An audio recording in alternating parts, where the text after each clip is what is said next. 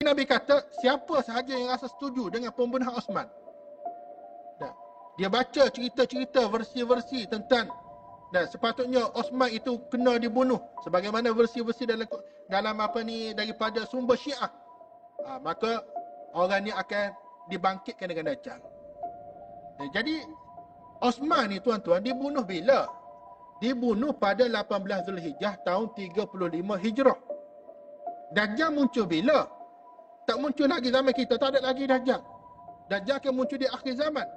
Jadi apa hubungan di antara pembunuhan Osman dengan kemunculan Dajjal sehingga Nabi kata siapa je rasa setuju dengan pembunuhan Osman, dia akan menjadi geng Dajjal. أعوذ بالله من الشيطان الرجيم. Hadirin hadirat, tuan-tuan, puan-puan yang dirahmati oleh Allah Subhanahu wa taala.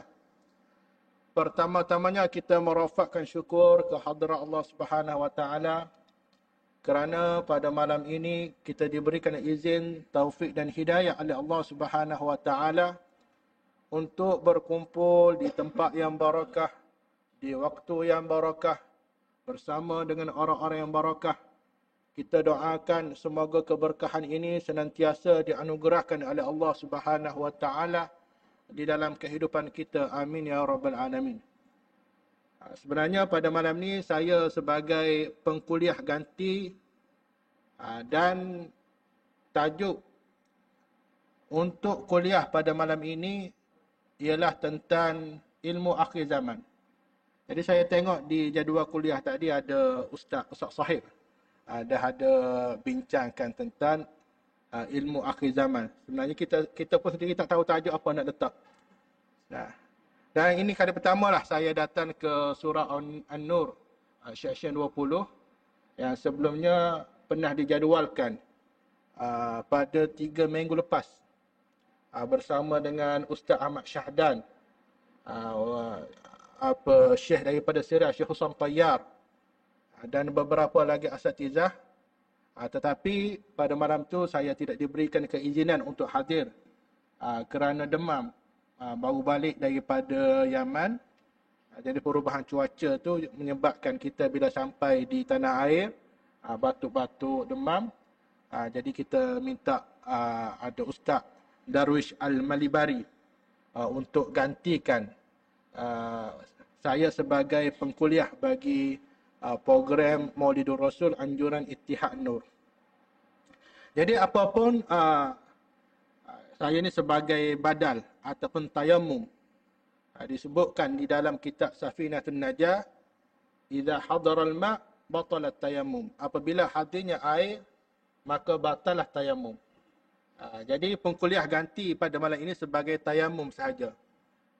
Adapun ustaz-ustaz yang sedia ada ini sebagai air, sebagai wuduk. Wuduk ni ibadat yang kuat.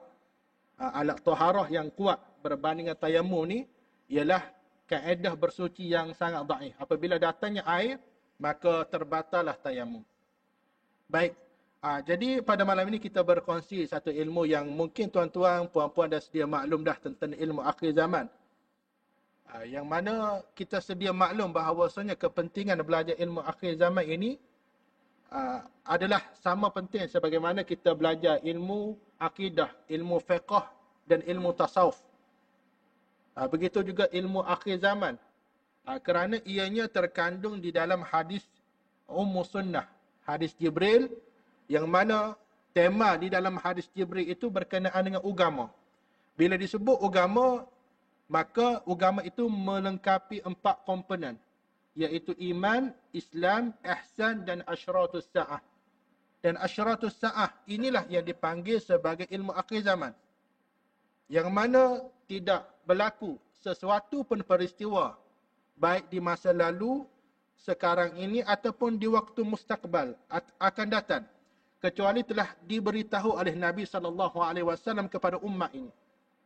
Disebutkan di dalam hadis riwayat Muslim daripada Amr bin Akhtar Al-Ansari radhiyallahu taala anhu, beliau mengatakan, "Shalla bina Rasulullah sallallahu alaihi wasallam al-fajr." Satu hari kami sembahyang subuh dengan Nabi. Para sahabat bersama dengan Nabi sembahyang subuh, summa sa'idal minbara faqatabana hatta hadaratiz zuhr. Kemudian setelah daripada sembahyang subuh, Nabi terus naik di atas mimbar. Nabi berkhutbah kepada kami sehingga tibanya waktu zuhur. Summa nazal fasalla. Kemudian Nabi turun dan Nabi sembahyang zuhur. Summa sa'idal mimbara fakhatabana hatta hadaratil asr. Kemudian setelah daripada sembahyang subuh, Nabi naik balik atas mimbar yang sama. Nabi berkhutbah kepada kami sehingga tibanya waktu asar. Summa nazala fasalla. Kemudian Nabi turun, Nabi sembahyang asar bersama dengan para sahabat. Summa sa'idal mimbara. Kemudian Nabi naik balik atas mimbar. Fakhatabana hatta gharabati syams. Kemudian Nabi berkhutbah kepada kami sehingga tenggelamnya matahari. Fa akhbarana bima kana wa bima huwa kainun. Apa yang diceritakan oleh Nabi daripada selepas subuh sehingga tibanya waktu maghrib, iaitu tentang bima kana wa bima huwa kainun. Nabi menceritakan kepada kami apa yang telah berlaku dan akan berlaku. Fa'a'lamuna ahfazuna. Orang yang cerdik ketika itu ialah orang yang menghafal apa yang disebutkan oleh Nabi seharian suntuk ketika pada hari itu. Iaitu Nabi menceritakan tentang tahawul, perubahan-perubahan yang berlaku daripada terciptanya Nabi Adam hinggalah kepada kiamat. Jadi tidak berlaku satu pun peristiwa, bala, bencana, fitnah dan sebagainya kecuali telah dikhabarkan oleh Nabi kepada umat ini. Hatta COVID, kita kata COVID, wabak yang berjangkit, ini pun diceritakan oleh Nabi SAW. Nah, Nabi kata apabila telah Allahumma salli ala Muhammad, disebutkan dalam hadis, apabila telah zahirnya al-fahishah dan kekejian, hatta tu'linu fi qaumin qatun hatta tu'linu biha. Kekejian itu apabila telah zahirnya kekejian, kemungkaran di dalam satu-satu komuniti sehingga kekejian itu diiklankan. Dulu kaedah kita nak mengiklankan sesuatu ialah kita melihat tempat manusia berkumpul. Ramainya manusia berkumpul di masjid, di luar masjid, di pasar-pasar.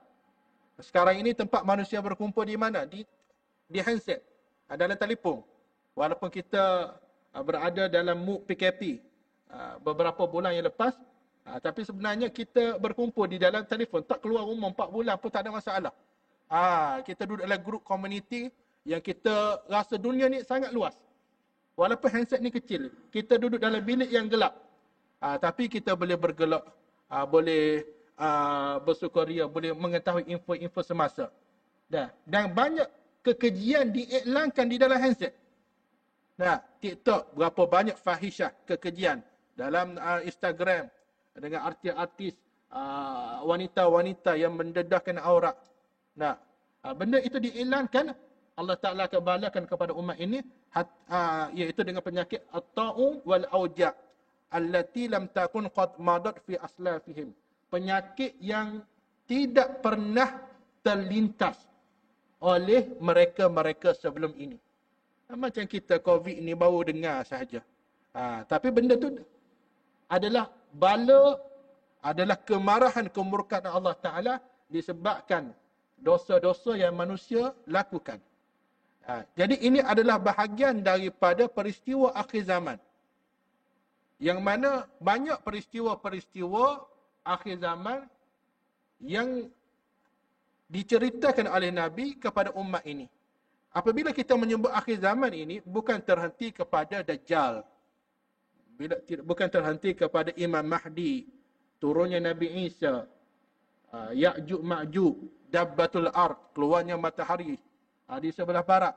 Manusia apabila kita sebutkan tentang asyratus sa'ah ataupun petanda hari kiamat, mereka memikirkan tentang Dajjal. Dajjal nak muncul dah. Sehingga apabila kita mempelajari ilmu akhir zaman dengan tidak berdasarkan manhaj yang betul, maka mereka akan, apabila mereka membaca hadis-hadis akhir zaman dengan tidak didasari oleh guru-guru yang benar, manhaj atau yang sahih, maka mereka akan mengalami penyakit paranoid, penyakit mental illness, yang menyebabkan mereka bila sebut Dajjal rasa takut, ingin keluar, ingin lari daripada Dajjal, keluar daripada masalah pergi kepada masalah lain. Sehingga atas nama ilmu akhir zaman terciptanya faham-faham ataupun pemikiran ataupun kita kata kelompok-kelompok yang ekstrim. Ada kelompok-kelompok yang membina perkampungan akhir zaman. Nah, untuk melarikan diri daripada Dajjal, untuk menunggu Imam Mahdi. Ada yang berhenti kerja. Dan ada yang berhenti kerja. Disebabkan nak menyelamatkan diri daripada fitnah akhir zaman. Ada satu bapa kepada pelajar saya. Dia call saya. Dia kata, "Ustaz, boleh minta tolong tak?" Tolong apa dah? Tolong nasihatkan isteri saya. Kenapa tu? Sebab isteri saya ni minta saya ni berhenti kerja. Suami dia polis. Nah, isteri dia ni dentist, doktor gigi. Jadi isteri dia ni terikut dengan satu orang syekh, yang saya tak sebut nama dia. Syekh tu menceritakan tentang hadis. Memang ada hadis yang mana akan ada satu kaum di akhir zaman yang akan memegang cemeti yang memukul manusia di jalanan. Jadi syekh itu menafsirkan bahawasanya kumpulan ataupun individu tersebut yang memegang cemeti ialah kumpulan syartah, polis. Polis ni yang dimaksudkan dalam hadis itu, dan polis inilah yang akan menjadi penentan Imam Mahdi ketika mana kemunculan Imam Mahdi. Jadi abah dia polis, suami dia polis, dan dia diminta suami dia berhenti kerja. Sebab dia takut bila Imam Mahdi muncul, suami dia ni akan menentang Imam Mahdi. Dan dia mengajak suami dia ni berhenti kerja, dan dia pun nak berhenti kerja. Nak balik kampung di Jeli, Kelantan. Nak buat rumah di lereng bukit. Nak selamatkan diri daripada Dajjal. Ini faham yang salah. Faham atas nama ilmu akhir zaman, tapi fahaman dalam konteks yang salah. Sebab mana ada ulama yang menyeru kepada perkampungan akhir zaman. Untuk kita nak membina benteng untuk menyelamatkan diri daripada akhir zaman, daripada fitnah-fitnah akhir zaman, di antara solusi yang ditunjukkan oleh Nabi SAW ialah duduk di dalam masyikhah. Duduk di dalam tradisi perguruan. Perlu ada murabbi. Murabbi, bila kita ada murabbi, bila kita ada guru, maka itulah yang akan menjadi benteng kita ketika mana datangnya fitnah-fitnah yang ingin menerkam ataupun menjahannamkan kehidupan kita di akhir zaman. Sebab itu Nabi SAW menyebut, ketika mana Nabi menceritakan tentang Dajjal, Nabi kata, "Fa'i yakhruj wa ana fikum wa ana hajijun likulli muslim." Ketika mana Dajjal ini keluar, tuan-tuan, dan aku bersama dengan kalian, maka aku akan melindungi kalian. Wa in yakhruj min ba'di, dan kalaulah Dajjal keluar selepas daripada kewafatan aku, maka likulli muslim hajijun nafsu. Maka setiap daripada orang Islam akan melindungi diri mereka masing-masing. Jadi ulama mengatakan maksud hadis ini ialah kepentingan kita mengikat diri kita dengan guru. Ketika mana kita ada guru, maka kita akan mengikut nasihat-nasihat guru bagaimana untuk menghadapi fitnah-fitnah pancaraba di akhir zaman. Kalau kita tidak akan guru, tidak ada guru rohani, guru murabbik, maka kita akan mengikut telunjuk masing-masing. Mengikut pandangan masing-masing. Setiap daripada manusia akan berjalan mengikut apa yang mereka yakini, apa yang mereka sangka. Mereka, kalau ada guru, maka kalau berlaku perselisihan faham di dalam komuniti tersebut, maka pandangan mereka akan menjadi satu. Mereka akan didamaikan oleh guru-guru mereka. Guru inilah yang akan melindungi anak-anak murid rohaninya daripada fitnah akhir zaman. Kalau kita duduk dalam hutan, siapa guru kita? Siapa yang akan membimbing kita? Melainkan kalau duduk pondok tak ada masalah. Ada tok guru pondok yang mengajar fardu ain, yang mengajar akidah, fiqh, tasawuf, Al-Quran. Tapi kalau kita buat perkampungan akhir zaman, Siapa yang akan mendidik kita di dalam perkampungan, di dalam hutan tu? Siapa? Nah, fasyaitanu syaikhuh. Pasti syaitan yang akan menyesatkan dia. Maka duduk dalam tradisi berguru ini adalah benteng wiqayah kepada umat Muhammad ketika mana berlakunya fitnah akhir zaman, maka mereka akan dibentengkan oleh nasihat-nasihat guru. Maka ilmu akhir zaman ini perlu mengaji dengan kaedah, dengan manhaj yang betul. Dan sangat penting kerana ilmu ini tuan-tuan, dan ilmu yang Allah Subhanahu Wa Taala sembunyikan daripada daripada umat Muhammad, sehingga di akhir zaman ini Allah Ta'ala munculkan seorang ulama, seorang mujaddid, iaitu Sayyidi Al-Habib Dr. Abu Bakar Al-Adni bin Ali Al-Mashhur rahimahullahu ta'ala wa rahmatan wasi'ah, dengan yang menyusun ilmu akhir zaman mengikut manhaj, kaedah, disiplin, dawabit yang betul, sehingga beliau meletakkan ilmu akhir zaman ini bahagian daripada rukun agama. Kerana ilmu ini asalnya tersembunyi. Ada disebutkan oleh Abu Hurairah radhiyallahu taala anhu, beliau mengatakan hafiztu min Rasulillah sallallahu alaihi wasallam wi'aini. Abu Hurairah ni dia kata, aku telah mengambil daripada Nabi ni 2 kantung ilmu. Sepanjang dia mulazamah, bersuhbah, berdampingan dengan Nabi, dia mengambil daripada Nabi 2 plastik. Kita kata 2 kantung ni 2 plastik ilmu. Fa amma ahaduhuma fa basastuhu. Salah satu daripada plastik ini telah aku sebarkan. Wa ammal akharu, yang plastik yang kedua ini, falau basastuhu laquti ahadal bulum. Plastik yang kedua ini kalau aku sebarkan, nescaya akan dipotong leher aku. Jadi ilmu apa yang terdapat di dalam kantung yang pertama dan ilmu apa yang terdapat di dalam kantung yang kedua? Ilmu yang berada di dalam kantung pertama ini telah disebarkan, sehingga ilmu ini telah nyata, telah didapati oleh umat Muhammad sallallahu alaihi wasallam. Ulama mengatakan ilmu tersebut ialah ilmu iman, ilmu Islam dan ilmu ihsan. Adapun ilmu yang kedua ini yang telah disembunyikan oleh Abu Hurairah kerana khawatir apabila beliau sebarkan ilmu yang beliau ambil daripada Nabi, pasti akan laquti ahadul bulum, dipancung leher aku ini, ialah ilmu tentang fitnah, tentang asmaul munafikin, tentang asyratus sa'ah, sebagaimana yang dikatakan oleh Ibn Hajar Al-Asqalani, ilmu yang dalam kantung yang kedua ini ialah ilmu tentang fitan. Kerana ilmu tentang fitan ini, para sahabat ridwanullahu alaihim ajma'i, mereka ambil daripada Nabi. Tetapi ilmu tersebut berada dalam dada-dada para sahabat, disembunyikan oleh para sahabat, dan bahkan sebahagiannya telah dilupakan oleh Allah Ta'ala daripada dada-dada para sahabat kerana berlaku fitnah ketika itu. Para sahabat yang hidup panjang, dan setelah daripada berlakunya peristiwa pembunuhan Sayyidina Osman. Sayyidina Osman kita tahu beliau ini ialah sahabat Nabi. Dan beliau adalah di antara sahabat yang dikhabarkan oleh Nabi tentang kesyahidan dia. Beliau dengan Umar. Ketika mana Nabi, Abu Bakar, Umar dan Osman naik di atas Jabal Uhud dalam riwayat Bukhari.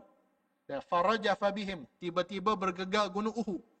Kemudian Nabi mengatakan kepada bukit Uhud, usbud Uhud fa innaka alaika nabiyyun wa siddiqun wa syahidan. Kerana di atas engkau itu ada Nabi, ada Siddiq, iaitu Abu Bakar, dan syahidan, 2 orang yang akan syahid, tidak lain tidak bukan selain daripada Nabi dan Abu Bakar, Umar dan Uthman yang bersama dengan Nabi dan Abu Bakar. Nabi mengkhabarkan tentang Umar dan Uthman akan syahid. Tetapi Umar, bila beliau syahid, dibunuh oleh Abdurrahman bin Muljam, tidak menyebabkan berlaku fitnah dalam kalangan umat. Tidak berlaku kekacauan dalam kalangan umat. Tetapi Osman, bila beliau dibunuh oleh kabilah Sudan, kabilah Qutairah, setelah daripada dikepun rumah Sayyidina Osman selama 40 hari, 40 malam, mereka mendesak supaya Osman ini meletakkan jawatan. Kalau kamu tidak letak jawatan, aku akan bunuh engkau. Kerana kaum muslimin ketika itu kebanyakannya telah dipengaruhi oleh propaganda dan dakwah daripada geng-geng Abdullah bin Sabah. Nah, yang mengatakan, yang menuduh bahawa Osman adalah pemimpin yang tidak layak menjadi pemimpin kerana pertama, beliau tidak pergi di dalam peperangan, tidak menyertai peperangan Uhud dan tidak menyertai Bai'atul Ridwan. Yang kedua, dikatakan bahawasanya Sayyidina Osman ini telah mengambil harta daripada Baitul Mal, daripada harta negara untuk membina istananya, untuk mengkayakan anak beranaknya. Dikatakan juga bahawasanya Osman mengamalkan dasar nepotism, Quranism di dalam pemerintahannya dengan mendahulukan Bani Umayyah daripada Bani Hashim. Sehingga banyak jawatan-jawatan dalam pemerintahan umat Islam itu, kalau kita GLC apa semua ni, diberikan kepada Bani Umayyah. Dan dikatakan bahawa Sayyidina Osman ini menghina sunnah Rasulullah. Rasulullah ketika mana safar, ketika mana musafir, Rasulullah akan menjamak dan mengqasarkan solat. Tapi Sayyidina Osman mentamamkan solat, tidak mengqasarkan solat. Dikatakan juga Sayyidina Osman ini telah menghina kesucian Al-Quran. Diminta untuk dikumpulkan Al-Quran. Kemudian Sayyidina Osman dengan perintahnya meminta supaya Al-Quran dibakar. Sebenarnya apa yang dibuat oleh Osman, Sayyidina Osman ini ada hujahnya. Dan ada asasnya. Tapi disebabkan fitnah ini tuan-tuan, bila berlaku fitnah, benda yang benar tak nampak lah. Sebab itu Nabi mentashbihkan, mengumpamakan fitnah sebagaimana kaki ta'il laylil mazlum. Sebagaimana potongan malam. Bila waktu malam, perkara-perkara yang nampak di waktu siang tak nampak dah di waktu malam. Segala biji-biji pasir, benda-benda yang nampak di waktu siang dengan bantuan pancaran matahari tak nampak di waktu malam. Begitu juga fitnah. Bila berlaku fitnah, segala kebenaran, benda yang jelas tidak akan nampak bila berlakunya hari-hari fitnah. Dan bila berlaku hari fitnah, kita malam. Nabi kata fitnah ini seumpama potongan malam. Bila waktu malam ni kita akan terasa lama berbanding waktu siang. Terutamanya kita-kita yang berada di kampung ni. Yang berada di kampung, saya baru balik daripada Uludong, Raut Pahang. Daripada Isyak nak boleh sampai ke subuh tu, lama sungguh, gelap gelemak. Lepas Isyak tu, sunyi je kampung tu. Kita ni kalau di Shah Alam ni pukul 11-12 ni, cerah lagi. Sebab apa? Ada kedai mamak, ada cahaya. Lampu jalan pun ada lampu comel molek lah, ada orang ramai keluar, pergi mari. Tapi bila duduk di kampung-kampung, nak boleh sampai ke subuh tu rasa lama. Begitu juga waktu berlakunya fitnah. Kita nak faham hadis Nabi, yang Nabi kata apabila berlaku fitnah sebagaimana potongan malam. Bila orang yang ditimpa fitnah ni, mereka akan terasa sangat lama. Nak boleh habis hari tersebut tu, rasa sangat-sangat lama. Orang duduk dalam penjara. Tempat gelap dalam penjara ni. Nak boleh habis hari, 2 hari, setahun, 2 tahun. Berasa sangat lama. Sebab apa? Sebab duduk dalam tempat yang gelap. Begitu juga Dajjal. Dajjal ni tuan-tuan, dia mari kat muka bumi ni 40 hari je. Nabi kata, hari pertama macam setahun. Hari kedua macam sebulan. Hari yang ketiga macam seminggu. 37 hari lagi macam hari-hari biasa. Adakah bila Dajjal mari hari pertama, 24 jam tu, Allah Ta'ala jadikan siang seumpama setahun dah. Hari sama je 24 jam satu hari. Tapi dahsyatnya fitnah Dajjal, sehingga hari pertama Dajjal datang ni, umat manusia ini ditimpa dengan fitnah Dajjal ni, sehingga mereka merasakan hari pertama tu seumpama setahun panjangnya, lamanya penderitaan mereka ketika mana datangnya Dajjal. Dajjal ni tak ada tuan-tuan, fitnah yang paling besar. Nabi kata, awal ma baina khalqi Adam ila qiyamis sa'ah amrun akbar min fitnatid dajjal. Daripada penciptaan Nabi Adam AS hinggalah kiamat, tidak ada satu benda yang lebih besar daripada fitnah Dajjal. Nah, yang mana Dajjal ini tuan-tuan, dia tidak akan datang kecuali ada bantuan-bantuan daripada kejahatan, fitnah, kerosakan yang dilakukan oleh generasi-generasi ataupun umat-umat sebelumnya, sehingga fitnah-fitnah itu akan saling bantu-membantu, akan bertasalsul, menyebabkan akan timbulnya yang di hujung sekali ialah ekornya ialah Dajjal. Sebab itu Nabi sebut ketika mana Nabi cerita tentang kematian Osman, Nabi kata awwalul fitani qatlul Utsman wa akhiruha khuruj Dajjal. Permulaan fitnah dalam kalangan umat Muhammad ialah kematian Osman, dan yang paling akhir ialah kemunculan Dajjal. Wallazi nafsi biyadihi, demi diriku yang di dalam kekuasaannya, ma min fi qalbi mithqalu habbatin min maqtal Utsman illa husyira ma'ad Dajjal in adrakahu. Siapa sahaja yang di dalam hatinya ada sedikit sahaja rasa setuju dengan pembunuhan Sayyidina Utsman, maka dia akan dibangkitkan dengan Dajjal kalau dia mendapati Dajjal muncul di zamannya. Fa illam yudriku, kalau dia tak sempat dengan Dajjal, dia mati dulu baru Dajjal muncul, fa amana bihi fi qabri, dia akan beriman dengan Dajjal dalam kubur. Jadi Nabi kata siapa sahaja yang rasa setuju dengan pembunuhan Osman, dia baca cerita-cerita, versi-versi tentang sepatutnya Osman itu kena dibunuh sebagaimana versi-versi dalam daripada sumber Syiah, maka orang ni akan dibangkitkan dengan Dajjal. Jadi Osman ni tuan-tuan dibunuh bila? Dibunuh pada 18 Zulhijjah tahun 35 Hijrah. Dajjal muncul bila? Tak muncul lagi zaman kita, tak ada lagi Dajjal. Dajjal akan muncul di akhir zaman. Jadi apa hubungan di antara pembunuhan Osman dengan kemunculan Dajjal, sehingga Nabi kata siapa je rasa setuju dengan pembunuhan Osman, dia akan menjadi geng Dajjal. Kalau Dajjal muncul di zaman dia, kalau dia tak sempat, dia akan beriman dalam Dajjal dan kubur.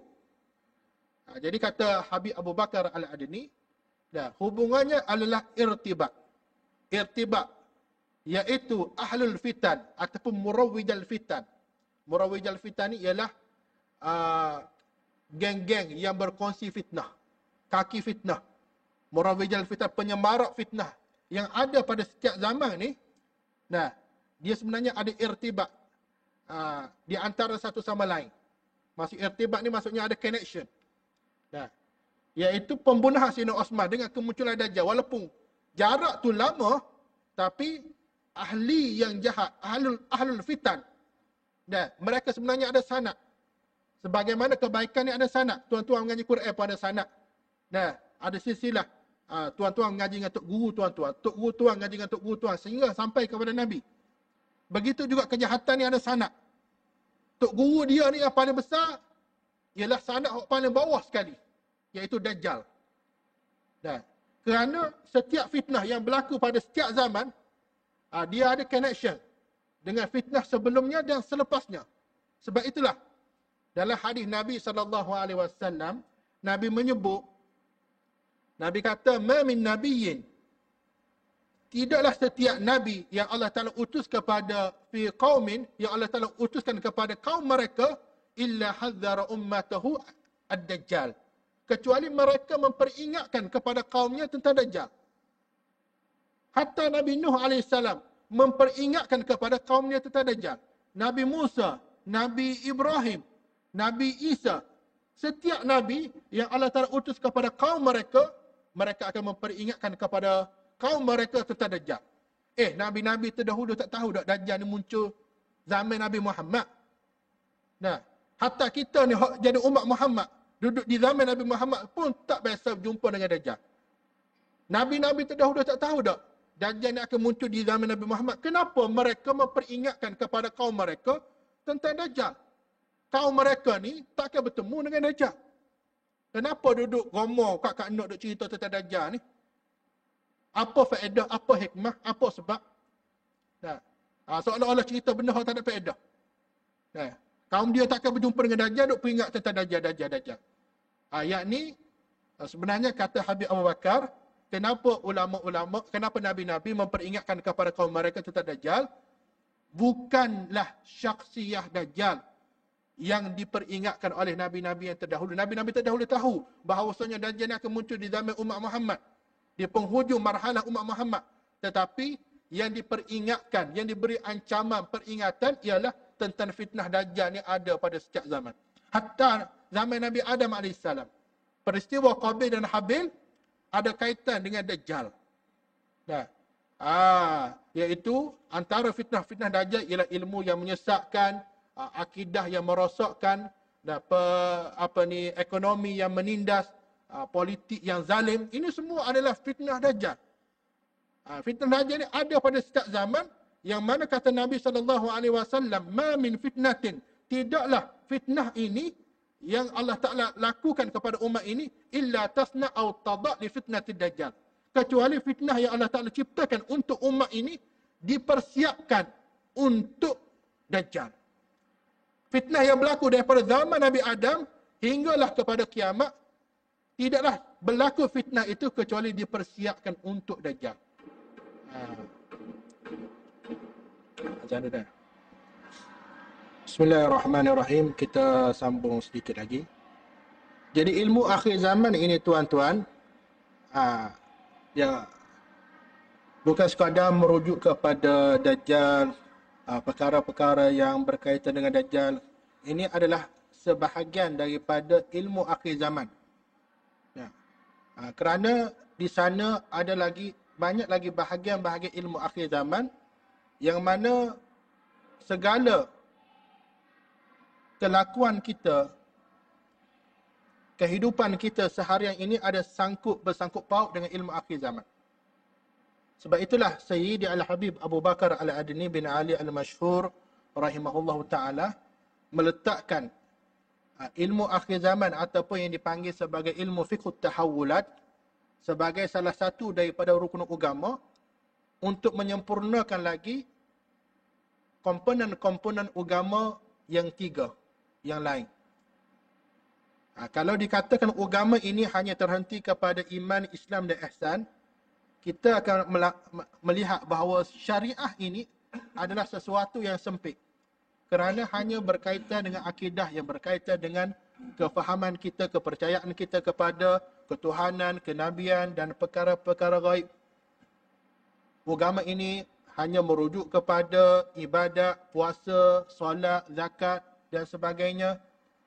Agama ini hanya merujuk kepada kelakuan yang berhubung dengan akhlak, yang berkaitan dengan maratibus suluk, perjalanan-perjalanan hati kita. Jadi, selain daripada tiga komponen ini, apakah dipanggil sebagai agama? Kenderaan kita, telefon kita, rumah kita, kerjaya kita, apakah ia bahagian daripada agama? Handset contoh, sebagai contohnya handset. Handset ini adalah bahagian daripada agama ataupun tidak? Kalau dia bahagian daripada agama, daripada komponen mana? Daripada komponen akidah, fiqh ataupun tasawuf. Yang kita bekerja sebagai doktor, contoh doktor, ataupun ada yang bekerja sebagai muhandis jurutera. Kerjaya tuan-tuan pada hari ini, adakah bahagian yang berhubungan dengan agama ataupun tidak?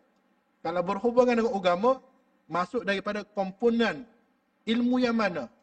Akidah, fiqh, tasawuf.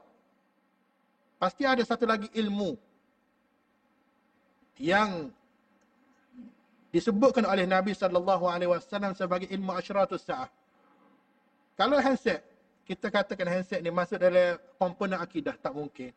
Masuk dalam fiqh, rubuk mana? Rubuk ibadat ke, munakahat ke, muamalah ke, jinayah. Ataupun tasawuf. Handset ini berkaitan dengan akhlak? Tidak. Pasti dia ada satu lagi ilmu dipanggil sebagai ilmu akhir zaman. Ilmu fiqh tahawulat.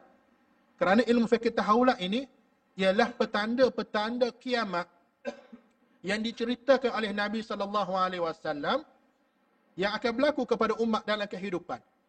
Bukan sekadar merujuk kepada Dajjal, Dabbatul Ar, Al-Mahdi. Bahkan Di dalam kitab Mutabaqatul Ikhtira'atul Asriyah lima akhbarhu bihil khairul bariyah, yang dihimpunkan oleh seorang ulama daripada Maghribi, iaitu Sidi Ahmad Al-Ghumari, ada hadis-hadis yang sangat nawadir, yang sangat-sangat jarang diketahui oleh umat. Ya, Nabi menceritakan perkara-perkara yang akan berlaku di akhir zaman. Sehingga ada para ulama menghukumkan hadis tersebut sebagai maudhu, kerana tidak tasawur pada akal, tidak tergambar pada akal manusia ketika itu akan kemunculan dia. Sebagai contoh, ada riwayat yang menyebut sayati 'alan nas zaman, akan muncul kepada manusia zaman sayatakallam ahlul masyriq fayasma ahlul maghrib. Akan bercakap orang di sebelah timur, orang di sebelah barat akan dengar. Kalau dulu 100 tahun, 200 tahun, 300 tahun sebelum ni, kita nak bercakap ni, pasti jarak kita ni paling jauh pun 10 meter baru dengar suara. Dekat semeter, senti dengar. Kalau jauh-jauh 1 kilometer, 2 kilometer, 100 kilometer, tak mungkin untuk didengari percakapan kita. Tapi ada riwayat yang menyebut bila akan berlaku satu zaman, orang sebelah timur cakap, orang sebelah barat dengar. Orang dulu tak boleh nak gambar benda apa tu. Tapi apabila zaman telah berlalu dan teknologi pada hari ini menunjukkan bahawasanya hadis itu mutabaqatul lil waqi', berbetulan dengan realiti pada waktu ini. Kita tengok handset ni dah. Kita duduk di Shah Alam, anak kita duduk di Mesir, duduk di Yaman, duduk di Jordan, duduk di Amerika. Kita boleh video call, boleh telefon. Anak kita tak ada 10 tahun pun tak apa, boleh tengok hari-hari gambar anak kita, telefon, boleh dengar suara anak kita, boleh video call. Jadi betul lah apa yang disebutkan oleh Nabi sallallahu alaihi wasallam. Sadaqah Rasulullah sallallahu alaihi wasallam. Ini bahagian daripada mukjizat Nabi. Ada hadis tentang mikrofon, ada hadis tentang kitar, train, kereta, tentang kapal terbang, helikopter, besi terbang akan muncul di akhir zaman. Orang dulu mana boleh gambarkan pada akal mereka zaman sahabat tu besi terbang. Macam mana besi terbang? Yang terbangnya tayran, burung. Yatiru fi janahaihi, burung yang terbang dengan 2 sayap. Besi terbang tak boleh terfikir oleh akal ketika itu. Tapi apa yang disebutkan oleh Nabi ni benar-benar berlaku. Hadis tentang geologi, ilmu tentang benda-benda yang berada di dalam bumi ni. Ilmu tentang astronomi, ilmu tentang apa yang berada di laut, diceritakan oleh Nabi sallallahu alaihi wasallam. Dan sarana Nabi untuk umat menguasai ilmu tersebut. Ini bahagian daripada petanda hari kiamat. Bahagian daripada petanda hari kiamat, yang akan muncul benda-benda yang baru yang mana umat Islam kena kuasai perkara tersebut. Yang mana contoh yang kita kerja, ada yang kerja sebagai yang IT, bahagian IT yang bekerja dalam az-ziraah, pertanian. Kerjaya tuan-tuan sekarang ini bahagian daripada petanda hari kiamat, dan ada sarana Nabi untuk kita menguasai ilmu tersebut. Bukan terhenti kepada Dajjal ke semuanya. Jadi ilmu akhir zaman ini ialah sebenarnya Nabi menceritakan masalah, dan Nabi juga menceritakan bagaimana untuk kita nak keluar daripada masalah. Solusinya bagaimana? Bukan sekadar Nabi menceritakan masalah, Nabi tidak menceritakan solusi. Kita keluar daripada masalah, pergi kepada masalah lain. Bila baca hadis-hadis tentang akhir zaman, berasa takut kepada Dajjal, berasa nak tunggu Imam Mahdi, berpeluk tubuh duduk dalam hutan. Perkampungan akhir zaman, berpeluk tubuh tunggu Imam Mahdi. Berlatih pedang, berlatih berkuda. Tak salah berlatih tu. Cukup sebagai riadah kita, sebagai sukan sunnah kita. Tapi kita tak perlu tunggu Imam Mahdi sebenarnya tuan-tuan. Imam Mahdi akan muncul bila waktu yang telah ditakdirkan, ditetapkan oleh Allah Subhanahu Wa Taala. Ada sahabat saya berada di Mekah sekarang ni. Yang mana dia berada di Mekah, duduk di Mekah menunggu Imam Mahdi. Pada jemaah daripada Negeri Sembilan. Tuan-tuan biasa dengar tak? Yang gaya umrah tu. Khalifah tarekat apa dah? Tarekat tak masalah. Tapi yang memimpin dia tu. bawa jemaah dia ni nak menunggu Imam Mahdi di Mekah. Kita tak perlu tunggu Imam Mahdi, tuan-tuan. Habib Abu Bakar Adni pun tak tunggu Imam Mahdi. Walaupun dia dah menceritakan tentang hadis-hadis tentang petanda hari kiamat. Kita tak perlu berpelut tubuh. Kita kena bergerak dengan apa yang kita ada sekarang ni. Nah, hatta Nabi kata, sekiranya esok kiamat, wa biyadi ahadikum fasilah, dan di tangan kamu itu ada benih, Nabi kata fa'aqrisha, tanahlah benih tersebut. Maksudnya kerja buat kita hari-hari ini kena teruskan untuk memajukan umat Muhammad. Nah, kalau kita tidak ada manhaj, disiplin, tidak ada guru yang betul dalam memahami hadis-hadis akhir zaman, kita menjadi umat yang pasif, umat yang ketakutan. Nah, tu tunggu dalam hutan, tunggu Imam Mahdi tu. Imam Mahdi akan muncul bila Allah Ta'ala dah tetapkan, di dalam takdirnya, akan muncul juga. Kita tak perlu tunggu Imam Mahdi. Nah, tak perlu tunggu Imam Mahdi. Kita sekarang ni belajar ilmu akidah, belajar ilmu fikih, belajar ilmu tasawuf, berdampingan dengan guru, bekerja dan memberi nafkah kepada anak isteri kita. Teruskan. Ini bahagian daripada petanda hari kiamat juga, tuan-tuan. Nabi menceritakan masalah yang akan berlaku di akhir zaman, dan Nabi menceritakan juga solusi bagaimana untuk keluar daripada masalah tersebut. Itulah dia punya samarah, faedah ilmu akhir zaman. Dan insya-Allah mungkin ke sini ramai daripada ustaz-ustaz dalam kuliah kat sini pun ada menceritakan ilmu akhir zaman. Semoga Allah Subhanahu Wa Taala memberikan kita manfaat daripada ilmu-ilmu daripada guru-guru kita. Jadi setakat itulah saja daripada saya sebagai badal, sebagai ganti pada malam ini. Apa yang baik datang daripada Allah Subhanahu Wa Taala, dan apa yang buruk datang daripada kelemahan diri saya. Wassallallahu ala sayyidina Muhammad wa ala alihi wa sahbihi wasallam. Walhamdulillahirabbil alamin.